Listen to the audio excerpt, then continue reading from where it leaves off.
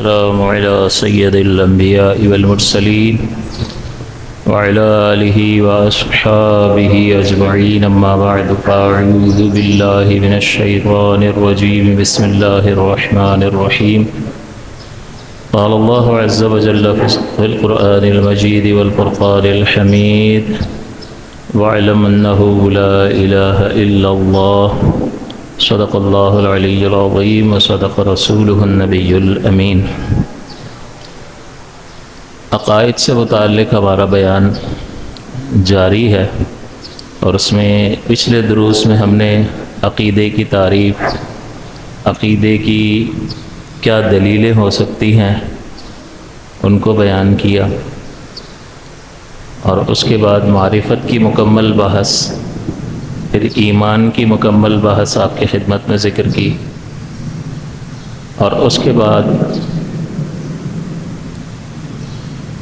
جو بیان ہوا اس میں ایمان اور اسلام کا فرق بھی آپ کے ساتھ سامنے ذکر کر دیا تھا کہ ایمان کس کو کہتے ہیں، تصدیق قلبی کو، اور جس کے دل میں تصدیق ہوگی یعنی جو کچھ رحمت دو عالم صلی اللہ علیہ وسلم اللہ تعالیٰ کی طرف سے لے کر آئے یعنی ضروریات دین، ان کو دل سے حق اور سچ ماننا، یہ ایمان کہلاتا ہے۔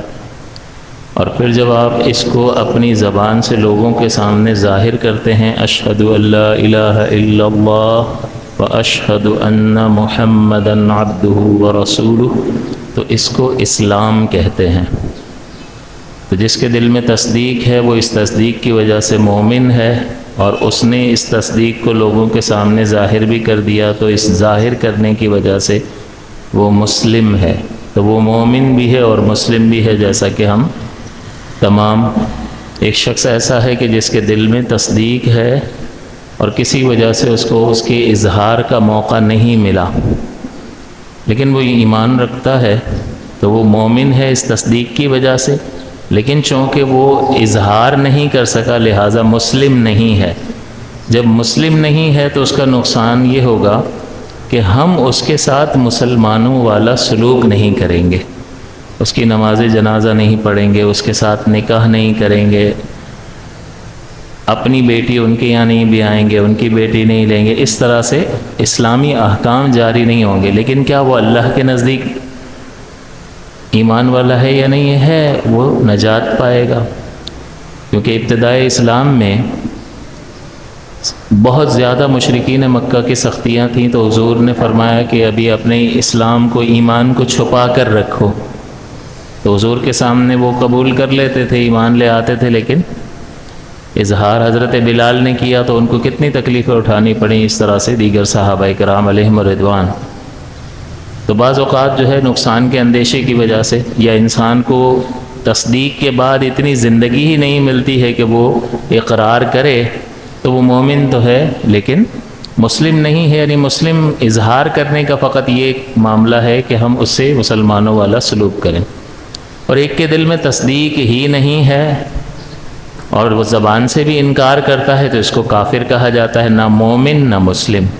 اور ایک ایسا شخص ہے کہ جو دل میں کفر رکھتا ہے لیکن زبان سے لوگوں کو دھوکہ دینے کے لیے کلمہ پڑھ لیتا ہے، تو وہ مومن نہیں ہے لیکن مسلم ہے۔ ہم اس سے، کیونکہ ہم تو دلوں کا حال نہیں جانتے، تو ہم اس سے مسلمانوں والا سلوک کریں گے، جیسا کہ رحمت دو عالم صلی اللہ علیہ وسلم کے مبارک زمانے میں اس وقت منافقین تھے یا نہیں تھے؟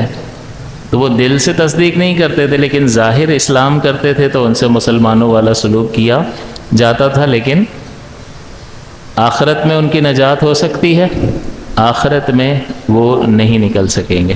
تو اس طرح سے 4 اقسام آپ کو ذکر کی تھی، مومن بھی ہے، مسلم بھی ہے، نجات پائے گا، مومن ہے مسلم نہیں ہے، نجات پائے گا، کسی عذر کی وجہ سے اسلام کو ظاہر نہیں کر سکا، ایمان کو، نہ مومن ہے نہ مسلم ہے، یہ تو ہے کافر، نجات نہیں پائے گا اگر اسی اعتقاد پر اس کا خاتمہ ہوا۔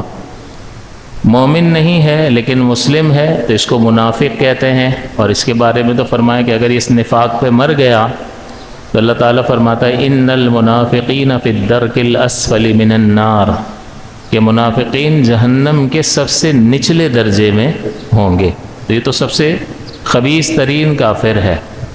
تو یہ 4 اقسام جو ہیں، اس کے بعد سب سے پہلی چیز یہ ہوتی ہے کہ ہم پر واجب ہے کہ ہم اللہ کی معرفت حاصل کریں۔ تو اللہ کی معرفت حاصل کرنے کا مطلب آپ کو بتایا تھا کہ اس کے لیے جو چیزیں واجب ہیں ان کو جانیں۔ یعنی کیا واجب ہے اللہ کے لیے؟ تمام کمالات اس کے لیے واجب ہیں۔ اور واجب کا مطلب آپ کو بتایا تھا، واجب کا مطلب یہ نماز والا واجب نہیں ہے، صدقہ فطر والا واجب نہیں ہے جو ہم پر لازم ہوتا۔ اس واجب کا مطلب یہ ہے کہ یہ خوبیاں اللہ سے کبھی جدا نہیں ہوتی ہے۔ تو اللہ کے لیے علم واجب ہے میں کہہ رہا ہوں، تو اس کا مطلب میں کیا کہہ رہا ہوں کہ اللہ تعالیٰ سے صفت علم کبھی بھی جدا نہیں ہوتی۔ اللہ تعالیٰ قادر ہے، اس کا مطلب پاورفل ہے، اس کا مطلب کہ اللہ کے لیے قدرت واجب ہے۔ تو میں کیا کہہ رہا ہوں کہ یہ صفت قدرت اللہ تعالیٰ کی ذات پاک سے کبھی بھی، اگر علم کو جدا کر دو تو جہالت رہ جاتی ہے، قدرت کو جو جدا کر دو تو اب عجز رہ جاتا ہے، عاجز ہو جاتا ہے جو جس کو قدرت نہیں ہوتی، اور اللہ تعالیٰ معاذ اللہ عاجز نہیں ہے۔ تو اللہ تعالیٰ کی معرفت کا مطلب یہ ہے کہ اللہ تعالیٰ کے لیے کیا واجب ہے اور اس کے لیے کیا محال ہے۔ تو ہر کمال اس کے لیے واجب ہے، یعنی اس کی ذات اقدس کے ساتھ ہر کمال وابستہ ہے، کبھی بھی جدا نہیں ہوتا۔ اور اللہ تعالیٰ کے لیے کیا محال ہے؟ ہر عیب اور نقص اس کی ذات اقدس پر محال ہے، یعنی کبھی بھی اس کی ذات کے ساتھ تعلق قائم نہیں کر سکتا۔ اور اسی طرح سے جائز کیا ہے کہ جتنی بھی کائنات ہے، جو ممکنات ہیں، اللہ تعالیٰ اس میں تصرف کرنے کا اختیار رکھتا ہے، جو مرضی اس میں کرے، اس کو کوئی پوچھنے والا روکنے والا نہیں ہے۔ تو یہ چیزیں سیکھنی ضروری ہوتی ہے۔ پھر آپ کو یہ بتایا تھا، تو اس کا مطلب یہ ہوا کہ اللہ تعالیٰ کے کمالات الہیہ جو ہیں وہ تو لامحدود ہیں۔ اللہ کے کمالات کی کوئی حد ہے کیا؟ تو بندہ تو اس کا مطلب کتنے جانے گا اور جان ہی نہیں سکتا۔ تو پھر اللہ کی معرفت سے کیا مراد ہے؟ تو اللہ تعالیٰ نے اپنے فضل و عنایت سے بعض کمالات کے جاننے کا ہمیں پابند فرمایا ہے، اور وہ 13 ہیں۔ اور اس کے علاوہ جو ہیں اس کا پابند نہیں کیا۔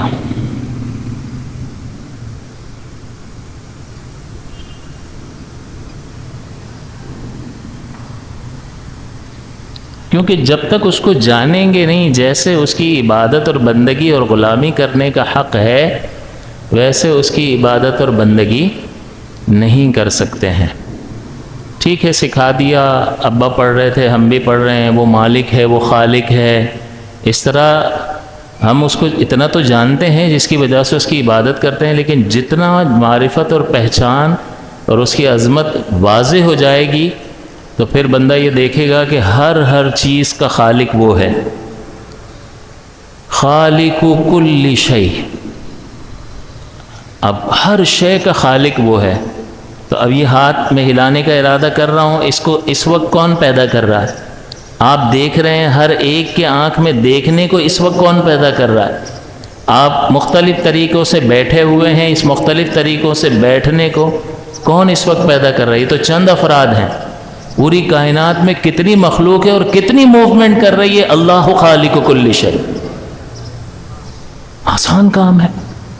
پہلے تو پتہ ہو کہ کتنی مخلوق ہے، اور پھر اس میں جو بھی چیز وہ ارادہ کر رہا ہے اللہ تعالیٰ اس ارادے کے وقت اس شے کو پیدا کر رہا ہے، کیونکہ بندہ خالق نہیں ہے، بندے کی طرف تخلیق کی نسبت نہیں کی جا سکتی۔ یہ جو میں ہاتھ ہلا رہا ہوں، یہ جو میں بول رہا ہوں، یہ جو میں درس کر رہا ہوں، یہ جسم کو ہلا رہا ہوں، یہ میں کسب کر رہا ہوں، میں ارادہ کر رہا ہوں، اور میرے ارادے کے ساتھ اللہ تعالیٰ اس وقت اس موومنٹ کو پیدا کر رہا ہے۔ کوئی حد و حساب؟ ہے کوئی حد و حساب؟ کتنا عظیم اور زبردست ہے، کتنا زبردست ہے۔ تو جب یہ معرفت اور انسان کو پہچان حاصل ہوتی ہے تو جیسا کہ ہمارا جمعے کے بیانات میں اللہ تعالیٰ کے ناموں پر ہم کلام کر رہے ہیں، تو اگر آپ اس کی گہرائی میں جائیں، اس کو صحیح طرح سے سمجھیں، تو انسانی زندگی پہ اس کے بڑے زبردست اثرات مرتب ہوتے ہیں۔ تو جتنا اس کو پہچانے گا اتنی پاکیزگی حاصل ہوتی چلی جائے گی، اور انسان اپنی اس زندگی کے مقصد میں کامیاب ہو جائے گا۔ یوں کہیں گے اس کی نیا پار لگ جائے گی۔ تو پار اسی صورت میں لگے گی کہ اس کو پہچانو بس۔ تو 13 کمالات ایسے ہیں کہ جن کو جاننا ضروری ہے۔ پھر آپ کو یہ بھی بتایا ہے، بس آخری بات کر کے ختم کرتے ہیں، کہ دلیل جاننا ضروری ہے۔ اب بعض دلائل تو بڑے مشکل ہوتے ہیں، وہ بڑے گہرائی اور بڑی سوچ اور فکر کا تقاضا کرتے ہیں، اس میں منطقی اور فلسفیانہ بحثیں بھی ہوتی ہیں، ہر ذہن اس کا متحمل نہیں ہوتا۔ تو جب قدرت اور طاقت ہی نہیں ہے تو ان کو پابند کر سکتے ہیں؟ اللہ تعالیٰ کسی بھی جان پر اس کی طاقت سے زیادہ بوجھ نہیں ڈالتا۔ تو جب ہم کہتے ہیں کہ دلیل کے ساتھ عقیدہ سیکھنا ہے، تو ہمیں یہ معلوم ہونا چاہیے کہ دلیل جو ہے وہ 2 طرح کی ہوتی ہے۔ ایک دلیل اجمالی ہوتی ہے اور ایک دلیل تفصیلی ہوتی ہے۔ ہمیں اجمالی دلیل سیکھنی لازم ہے، باقی جو عالم بنتا ہے، جو مزید اس گہرائی میں اترتا ہے، وہ دلیل تفصیلی سیکھتا ہے تو اور راز کھلتے ہیں اور بات واضح ہو جاتی ہے، اور وہ لوگوں سے بحث بھی کرنے کے قابل ہو جاتا ہے۔ لیکن ہر شخص پابند ہے، عام شخص جو ہے وہ اجمالی دلیل سیکھے۔ اجمالی دلیل کا مطلب یہ ہوتا ہے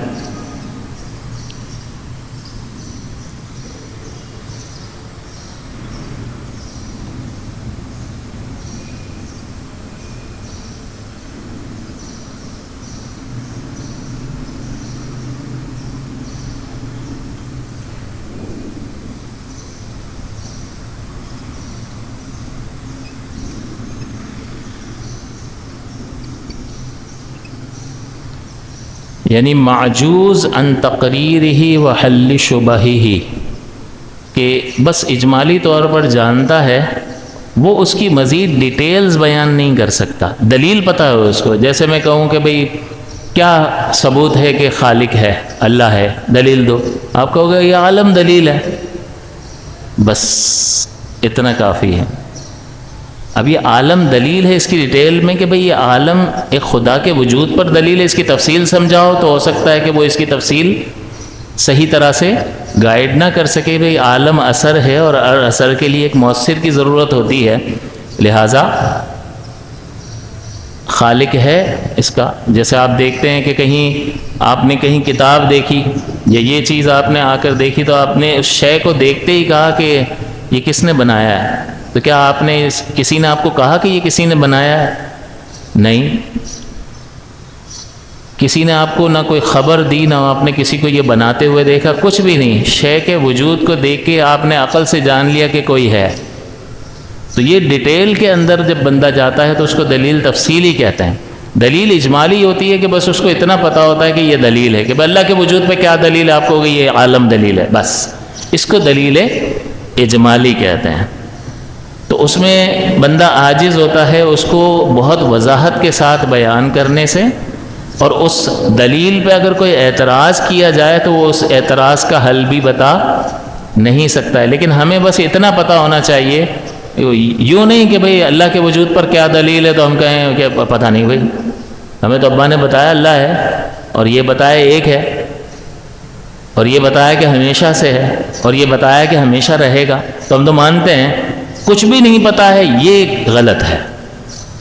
دلیل اجمالی اس کے پاس ہونی چاہیے کہ بھئی اس خدا کے وجود کی کیا ثبوت ہے کہ خدا ہے، یہ عالم دلیل ہے۔ تو دلیل اجمالی اس کے پاس ہونی چاہیے، یوں نہ کہے کہ مجھے نہیں پتہ ہے، مجھے تو والدین نے جو سکھایا تھا میں وہ سیکھا ہوں، یہ درست نہیں ہے۔ اور دلیل تفصیلی اس کی ضد ہوگی، یعنی اس میں زیادہ تفصیل ہوتی ہے۔ مقدور علی تقریرہ و حل شبہہ،